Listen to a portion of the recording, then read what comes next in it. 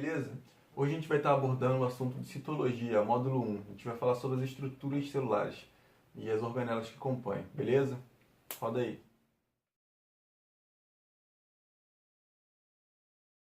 Então, galera, como a gente pode ver, a gente vai começar com uma célula como um todo, de fora para dentro.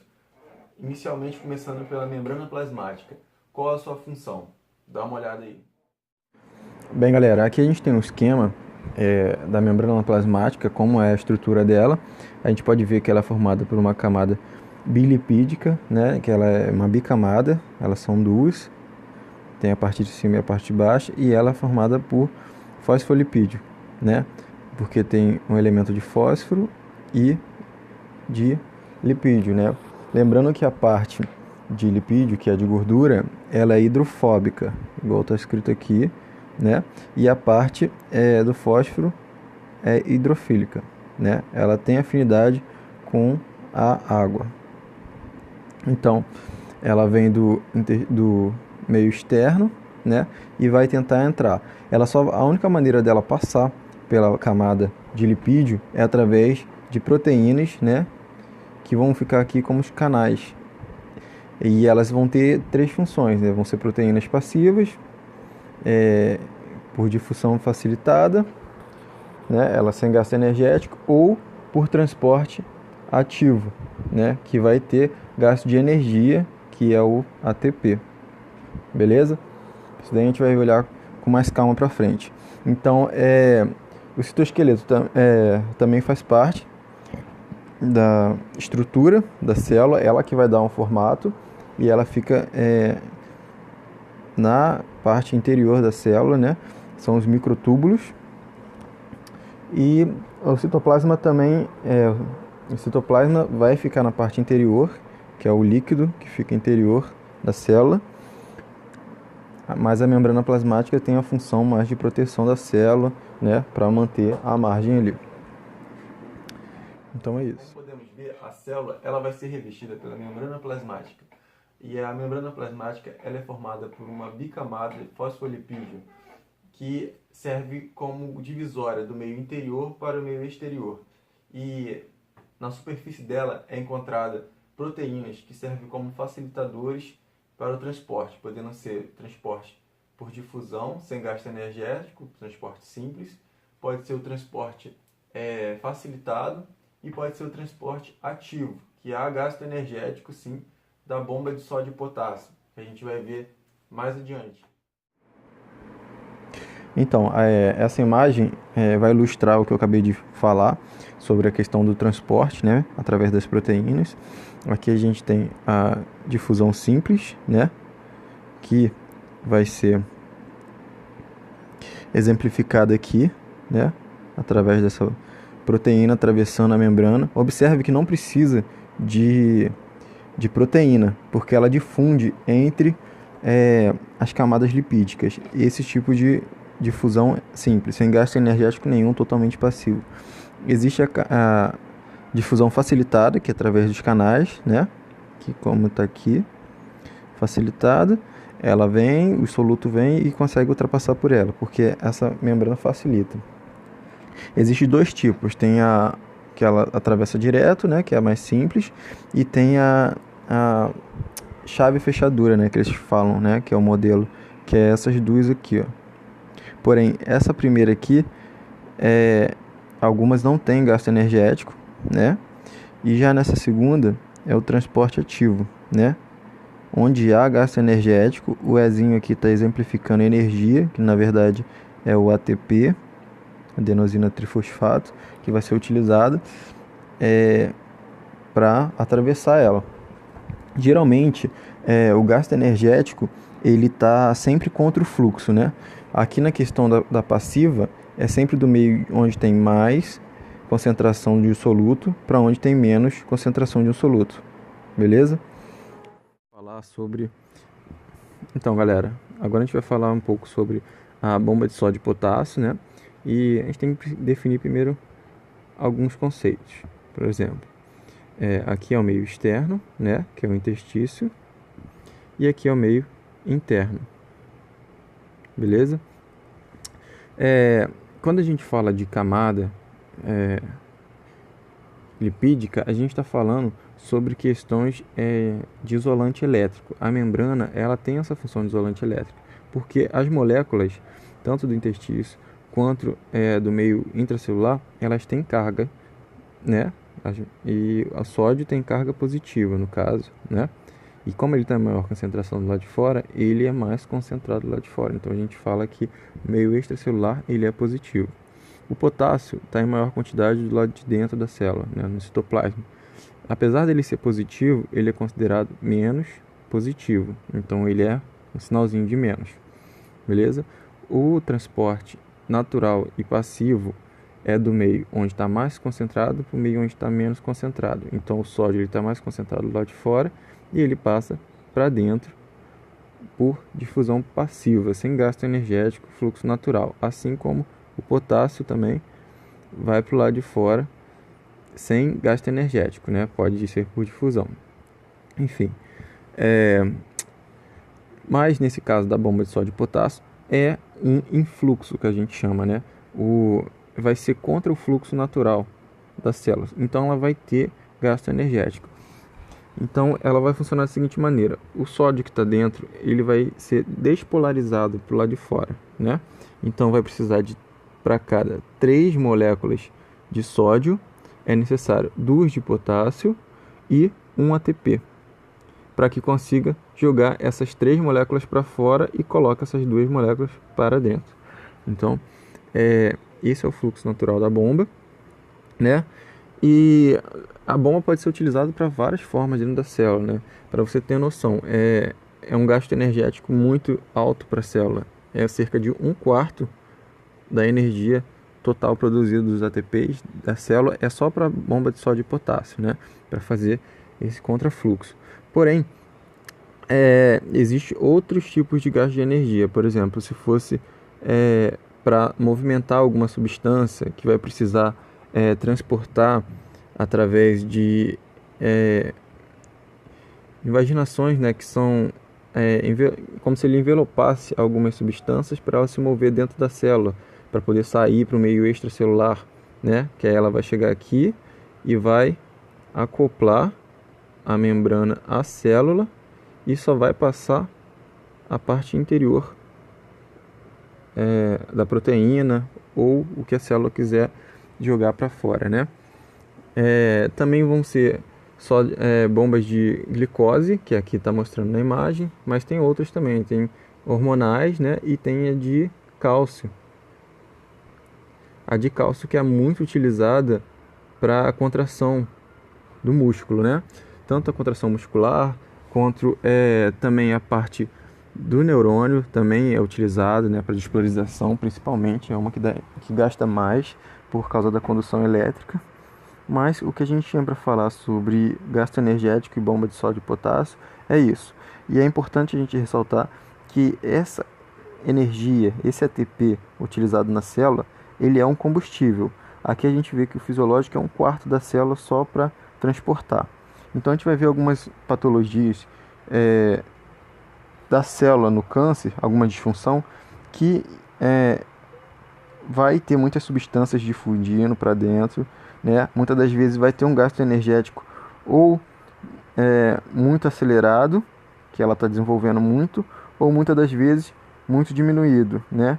Que é no caso de miopatias mitocondriais, né? Que são problemas na mitocôndria, que a gente vai ver mais para frente, que pode ocorrer, e a célula ficar sem energia. Enfim, esses assuntos a gente vai pontuar mais para frente, ok? Beleza. Sabendo disso, a gente vai partir agora para a definição do citoplasma, que é esse líquido que fica no interior da célula. A gente vai definir as organelas que tem dentro dela e quais são as suas funções. Vamos lá. Bom, agora a gente vai falar sobre a parte do citosol, né? Citoplasma também chamado, né? Que aqui está em inglês, né? Deixa eu definir para vocês que é citoplasma, né? Que é tudo que está dentro da célula, né? Na parte interior da célula. A gente vai ter o núcleo, né? Que vai ser abordado numa aula mais para frente, porque é um caso mais complexo. Nucleolo, que está dentro do núcleo, enfim, não vai ser abordado agora nessa aula. E temos o plasma da membrana. Agora dentro vamos ter os lisossomos, né, que vão ser definidos mais para frente, são células digestivas. Complexo de Golgi, retículo endoplasmático, tem o liso e o rugoso, né? Aqui é o rugoso e aqui é o liso, beleza? Temos a mitocôndria, como foi dito antes, é a maior fonte de energia que tem. A gente vai definir cada um. Os ribossomos também, que são esses pontinhos, né? Ele tem tanto no meio do citosol, como tem também dentro do núcleo também. Ele vai ser muito importante para a síntese proteica. A gente vai ver isso mais para frente. Vacúolos também são moléculas digestórias, né? Como se ela fizesse um vácuo ali. Ela isola a substância e para ser fagocitado, ou então para ser excretado pela célula, né? E uma substância muito, muito importante para a célula, que são os centríolos, né? Elas vão estar extremamente envolvidas na questão da mitose, da divisão celular, beleza? Como acabamos de observar, os centríolos têm uma função muito importante, que ela é de divisão do cromossomo. Isso vai ocorrer através dos fusos, né? Isso é essencial para a célula se dividir, beleza? Vamos para o tópico a seguir, os ribossomos. A gente vai falar um pouco sobre eles, vamos lá. Bem, galera, como eu falei do fuso ali, da questão da divisão celular, eu vou falar rapidinho sobre essa parte do fuso, só para vocês entenderem. Só que a gente vai ter uma aula específica para isso, né? Só para divisão celular, porque tem que diferenciar as duas divisões de mitose, que é esse caso aqui, né? Da mitose com a meiose, né? Que é o outro tipo de divisão. Enfim, a questão do fuso é esse verdinho aqui, ó. São os fusos da célula, né? Vou circular eles aqui para vocês poderem ver. Como você pode ver, tem fases de prófase, né? Final da prófase, metáfase, anáfase, telófase, né? Essas fases a gente vai abordar também mais tarde, mas elas fazem parte do ciclo celular, né? Da interfase. Quando chegar em ciclo celular, vocês vão ver. Eu só estou aqui para identificar o que é o fuso da célula. E ele você vê que ele está aqui todo condensado, ó. Ele está um perto do outro. Depois ele vai se afastando, né, para as extremidades. Depois que ele se afastou das extremidades, isso aqui no meio, isso aqui é o cromossomo, né? E aí ele vai ser multiplicado e cada um vai puxar para um lado, beleza? Como está aqui na anáfase. Depois que ele puxou para um lado, eles vão ficar praticamente definidos, né? Como se fossem duas células, e vai ocorrer a divisão, que é a fase de telófase. Enfim, isso daí também é um caso que a gente vai abordar mais detalhado para frente. Eu só falei para não passar em branco essa questão do fuso. Ribossomo. Bom, dando continuidade, o ribossomo, que é aqueles pontinhos que a gente viu na célula, aqueles pontinhos pequenininhos que tinha dentro da célula. Então, eles são, na verdade, duas estruturas, né? A parte superior e a parte inferior. E você vê que ele tem uma função muito importante, que é de síntese de proteína, que é esse aqui em azulzinho aqui. É uma síntese de proteína. Cada bolinha dessa é uma proteína, como se ele fizesse um filamento de proteína, né? Mas isso acontece através do código genético, que é aqui a fita, né? Que vai ter a questão de transcrição, tradução e replicação do DNA, né? Que a gente vai ver isso mais para frente também na aula de genética. Mas a gente tem que entender que vai ter um filamento de DNA aqui, que é o código, né? Como se fossem as instruções para ele produzir essa síntese. E aí ele é que vai ser responsável, o ribossomo, que é essa estrutura aqui dupla, que ele é responsável por síntese. Síntese. Beleza?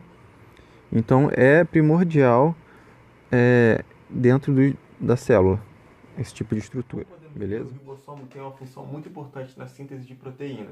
Isso é uma coisa complexa que a gente vai definir ela mais para frente, detalhadamente. Mas até aqui vamos ficar só na síntese proteica mesmo, que ela produz uma proteína, né, através de uma transcrição, tradução, tudo isso ocorre no DNA e depois vai para os ribossomos do citosol, mas a gente vai ver isso mais detalhado para frente, beleza? Ela participa da tradução no citoplasma e depois vai ser encaminhado para outras organelas, como o retículo endoplasmático liso e rugoso. A gente vai ver com mais detalhe agora. Então, galera, aqui a gente tem um esqueminha sobre os dois tipos de retículo endoplasmático rugoso, que é o que a gente está vendo aqui, e o retículo endoplasmático liso, né? Vamos observar aqui a diferenciação. Esses pontinhos são ribossomos, né? Que está definido aqui desse lado, né? Eles são esses pontinhos que estão relacionados pela questão de transporte de proteínas. E também temos na parte do retículo endoplasmático liso mais relacionado com a questão de gordura, né? De lipídios. Opa. Lipídios.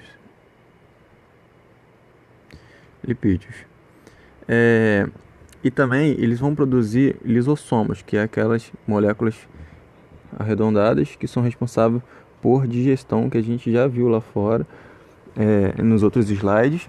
E ele vai ocorrer no citosol da célula, né? E ele está mais relacionado com a digestão de gordura, né? É o mais fácil, mas ele tem substâncias para a digestão de outros tipos de organela, né? Até organelas mais velhas, quando já não tem a sua função boa, ocorre a apoptose, que é a morte induzida pela célula, né? Ele é envelopado pelo lisossomo e ele vai ser digerido aqui dentro, uma célula que já está velhinha, para não causar alterações na célula, né? E aí, depois de ser digerido, é secretado, mas sem poluir a célula. Muitas das vezes, quando não ocorre a apoptose, que é essa morte induzida, ocorre necrose, que é um processo altamente inflamatório, né? Que ele envolve, muitas das vezes, a célula, mas ele não consegue fechar, ou então a célula é como se ela explodisse. E aí, todo esse líquido digestório que está dentro do lisossomo, que era para ficar ali, ele acaba extravasando para o meio intracelular. E aí pode atacar organelas, né? E prejudicar o seu funcionamento. Mas isso a gente vai ver mais para frente, mais detalhadinho. Beleza? Como podemos ver, ele é essencial para o transporte celular, né? Ele podendo ser o retículo endoplasmático grosso ou granuloso, ele é feito de proteínas, que é essas bolinhas pequenas, né? E tem o liso, que ele é principalmente formado por lipídios, né? E com isso hormônios também. Ele é o principal criador dos lisossomos, que é responsável pela digestão da célula. Também temos outra organela aí, que é muito importante, que é o complexo de Golgi. Vamos observar um pouco mais. Então, galera, aqui a gente tem um esquema do complexo de Golgi, e ela é uma das principais funções dela, que essa estrutura aqui é o armazenamento de proteínas, né? É como se ela fizesse uma vesícula transportadora, como está escrito aqui, né?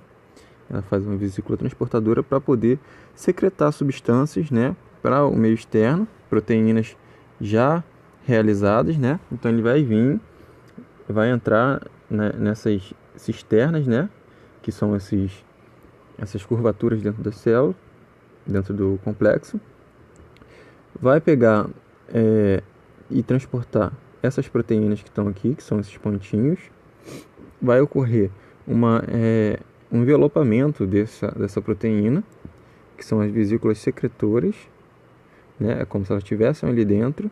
Aqui tem uma abertinha para a gente ver como é que é, mas geralmente ela é fechadinha, igual essa daqui. E ela vai vindo até a membrana celular.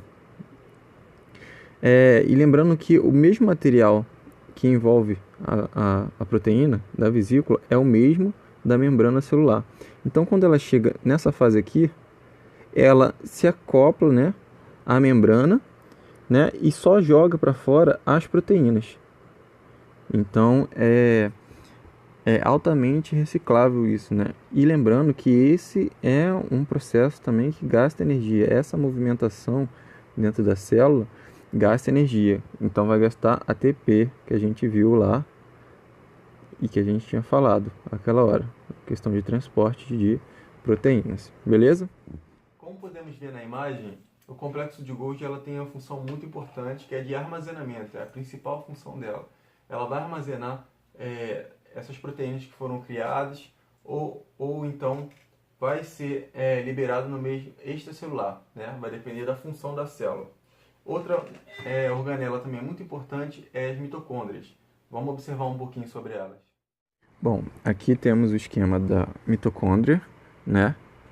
Essa célula, ela é uma das células não digo a mais principal, né? Porque tem outras também que são essenciais, mas ela é essencial porque ela é sinônimo de energia, de ATP, né? Ela vai fazer toda aquela questão do ciclo celular para poder produzir ATPs, né? Na respiração celular, né? Do ciclo tem aeróbico e anaeróbico, né? Anaeróbico é com menos produção de energia e não tem oxigênio, e aeróbico tem fosforilação de oxigênio, beleza? Enfim, a gente vai defini-la aqui como citoplasma, né? Lembrando, isso é uma coisa importante.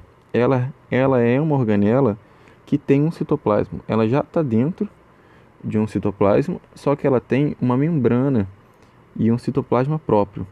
Como que isso ocorre? Existem algumas teorias de simbiose, né, que eles falam que a mitocôndria era uma bactéria que foi fagocitada por outra célula, mas que com a evolução ela ficou dentro de outra célula, porque a célula aceitou ela, porque ela produzia energia para a célula e ela ficava ali dentro, então ela era útil para a célula, ela foi ficando. Isso é uma teoria, né? Mas que faz todo sentido, porque a mitocôndria ela tem um DNA próprio dela. E é curioso porque o DNA dela é mais próximo do DNA de uma bactéria do que o DNA de um ser humano. Então é como se uma bactéria realmente vivesse dentro da célula. Isso é interessante. E muitas das vezes isso está relacionado a doenças específicas só da mitocôndria. O DNA às vezes não tem problema nenhum e a mitocôndria, o DNA dela causa problema. Então, é o caso das miopatias mitocondriais, né, que a gente já tinha falado. Eles estão estudando também a questão do Parkinson, né, que estão vendo que tem muito envolvimento com a questão do DNA da mitocôndria, né. Parkinson não, desculpa, Alzheimer, né. Enfim, vamos dar continuidade aqui às estruturas. Temos também a membrana externa, a membrana interna, né? A matriz extracelular, aqui que vai ser produzido a questão da produção de ATP. Temos o espaço intermediário da membrana, né? E temos a localização do peroxirredoxina. Isso daqui é uma coisa também a ser discutido, né? Porque essa organelazinha ela é responsável pela liberação de radicais livres, né? E isso é prejudicial, né? Porque ocorre oxidação. Mas a gente não vai falar sobre esses assuntos agora não, a gente pode falar um momento mais para frente, só para não sair do foco, beleza? Essa é a estrutura. A principal característica que vocês têm que lembrar é a produção de energia da mitocôndria. Como podemos ver na imagem, a mitocôndria é essencial para a célula.